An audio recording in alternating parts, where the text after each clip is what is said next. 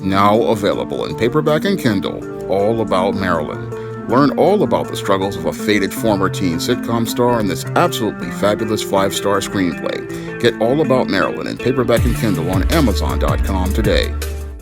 Better get the cool slow, y'all, cause we're having us a barbecue. In a previous video, I talked about Netflix's plans to only feature Warner Brothers movies at the theater for just 17 days.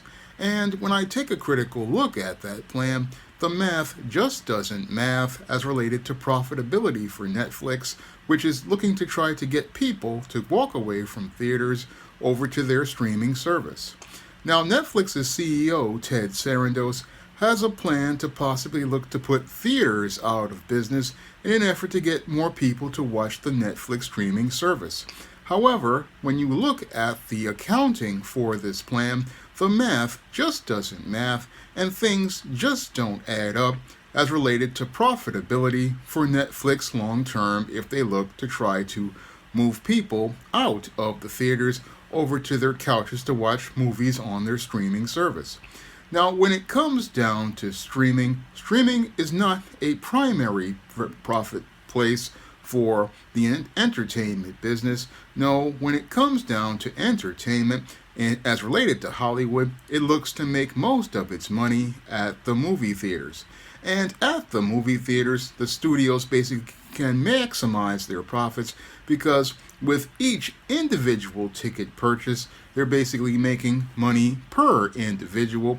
Whereas with a Netflix subscription, yes, you may have one person who has a subscription, but that one person can use that subscription so that multiple people can watch that movie or TV series that they're interested in. Now, that's not a business model that's going to be profitable for Netflix long term because, again, under the theatrical model, basically individuals pay for admission to the theater and you have one single individual paying for a movie ticket. And usually when people go to the movies, it's usually in a pair as related to a date or with the family. So you're usually getting people to buy 2 to 4 tickets in many cases. And yeah, you'll get the individual who go to the movies alone, but usually you're making money per individual at the movie theater. Whereas if you take that same movie and put it on streaming, you're not going to be able to mathematically make as much money on a subscription. Because with the theater, again, each person is paying anywhere from $15 to $25 for a ticket. So you're getting $50 to possibly $100 for people watching that same movie. Whereas if they go to Netflix, basically a subscription is $7.99 to the one with no ads for $24.99. And you're basically going from making $100 to just either $8 or $24. And that business model just isn't going to add up when you look at the costs of many of these big budget movies that a movie studio produces over the course of a year. Now, when it comes down to movie studios, they usually make anywhere from 12 to 14 movies a year.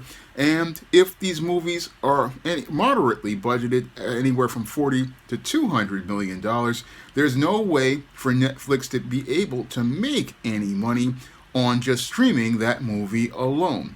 And even a 17-day release at the theater would not recoup the cost as related to those movies once you start to do the math. Once you start to do the math on this whole business proposal that Ted Sarandos is proposing, it's not one that's going to be profitable for Netflix as a business on Warner Brothers movies, especially their summer blockbusters. I mean, when you have an average movie costing $50 million, that movie cannot really recoup its costs as related to profits at a streaming service. No, in order for that movie to be profitable, you would need to put it in a theatrical release, and you would need to put that film in a theatrical release for you to be able to recoup such a large amount of money in a short time. And that would be a situation that would be a complete disaster if you took movies and took them to $200 million movies and put them on Netflix. They wouldn't be able to recoup their costs, even if all the people in the world went out here and subscribed to Netflix. They wouldn't be able to recoup those costs, and the whole business model in itself is inherently flawed. But sadly, when it comes down to guys who are a part of big tech like Netflix, they don't really think critically about things. No, all they're thinking about is trying to grab power in the marketplace as related to streaming. They're thinking about trying to grab power as related to controlling the media in the streaming platforms such as Netflix and Amazon and Hulu and Disney Plus. Unfortunately, many of these individuals are not really thinking about how much this content costs to produce and make, and since they're not really thinking critically about how much it costs to produce this content, they're not understanding how important the theater business is to the overall entertainment industry. Now, when it comes down to the business of entertainment, theaters are extremely important because theaters are the primary way that studios go out here and make their money back. Because yes, the theater gets 50% of the profits on that movie, but the studio basically gets the big maximized profits from a theatrical release. That's where the studio gets most of its money back from a film, is at the theater, because again, the business model is one where each individual is paying for admission to that film, and each individual paying for admission to that film ensures that the studio can make the most money, whereas again, with a subscription, again, that person can watch that movie again for just one price, and again, on top of it, they can also go out here, invite their friends to go watch that movie inside of their home. So the studio is losing money as related to those other individuals purchasing tickets to that movie. So one person may pay $25 for Netflix, but the entire family of four is paying only $25. And on top of that, if you have a summer movie season going on, what's going to happen is the losses further compound, because as people wait for streaming, they may wait to see 2 or 3 Warner Brothers movies at one time, and instead of Warner Brothers at Netflix making money for Netflix, Netflix loses even more money because you have 2 movies that would have made you, again, $15 to $25 a ticket, would have made you $15 to $25 a ticket on a family of 4, and you would have made $100 at the max, or at $60 at the least. But now you're just making $25 on that family of 4, and you're taking a loss if they bring other individuals into their home. If they let other people come to their house to Netflix and chill, you're basically, again, hemorrhaging money on a film that basically cost anywhere from $50 to $200 million. And this is what flies over the head of Ted Sarandos over at Netflix in his quest to try to destroy the theaters. He doesn't see how the business model he's creating may lead to not the destruction of the theaters, but the destruction of Warner Brothers and Netflix itself. Netflix may be on a road to its own destruction because they're not seeing how the math ain't mathing. And since they can't see how the math ain't mathing, what they're doing is looking to, again, try to play a long game that they may wind up losing because in the business of entertainment, it's always been about getting your money up front. And you won't be able to get the most money up front if you have films going from the theater for only 17 days, then heading over to Netflix. You're not going to be able to get the most money to recoup the cost on especially big budget blockbusters and big budget superhero movies. These films cost anywhere from, again, $50 to $200 million. Sometimes in the case of these DCEU movies, they were costing $300 million, and there's no way you can recoup those costs if you're having these films go straight to streaming just 17 days later as related to a US or worldwide release. No, the money, again, is made at the theaters over the course of 45 to 90 days, and the problem with Hollywood these days is that these studios aren't making films that people can care about. They're not making films people can relate to, and that's because we've got all these guys from big tech who, again, don't understand people, and because they don't understand people, they don't understand the business of entertainment. They don't understand the business of entertainment is about people, and the movies you make basically are about people, and it's not about the budget, but about the quality of the films. And the quality of the films is the reason why Warner Brothers had so many issues. I mean, their Superman flopped at the box office because it was a film that did not have a good center focus of its hero, and he felt like he was obscured by James Gunn's distorted vision. But I'll get into that in another video. But the whole thing is that Netflix's math just ain't mathing. When you add it up, again, things don't cost out as related to Ted Sarandos' plans for Warner Brothers, and with those plans not adding up, it may be a disaster that further exacerbates the problems Hollywood currently has at the movies. Because Hollywood currently has a problem at the movies in that they failed to answer that third critical question I've said in many videos: why should we care? And again, if it's hard to care about the movies, nobody has a reason to go to the theater, and they have even less of a reason to watch things on streaming. The reason why a lot of people wait for streaming is because the films just aren't good enough. And when it comes down to streaming, again, this is not a good thing for film, because if people are waiting for streaming, that means the film is not something that people see as a priority. Not like in 2018 when I remember seeing the trailer for Captain America Civil War, where I just said, I gotta go see that movie. You want to instill that level of excitement in people as related to film. And again, Hollywood doesn't know how to do this because it's been taken over not by seasoned Hollywood executives, but by computer nerds. And sadly, when it comes down to computer nerds, like the people who run Netflix and the Ellison family, they really don't understand people. They don't really understand people. They want to control media, but they don't understand people, and that may be their Achilles heel. It may be their Achilles heel because, again, when it comes down to media, you have to have a good understanding of people. You have to have a good understanding of how people relate to each other in order to make stories. That's how you can make the math. And if you can't make the math, then you can't make films profitable. And the whole business model that Netflix is proposing for Warner Brothers just doesn't add up when you look at the numbers and you look at the whole formula that they have, because that's what these nerds think that they can do, is create a formula for success. That's why they've had such trouble with the MCU and the DC Extended Universe, is that they wanted to create a formula for success, but the film business is not about formula. No, it's about creativity and risk.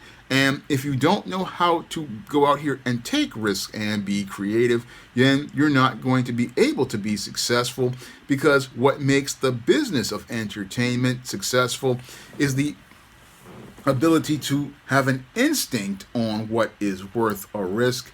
And that's what many of these computer nerds don't understand. Again, they want guaranteed results, but Hollywood has never been about guarantees. And that's what the Netflix CEO doesn't understand, because his formula for math will not math, again, doesn't add up.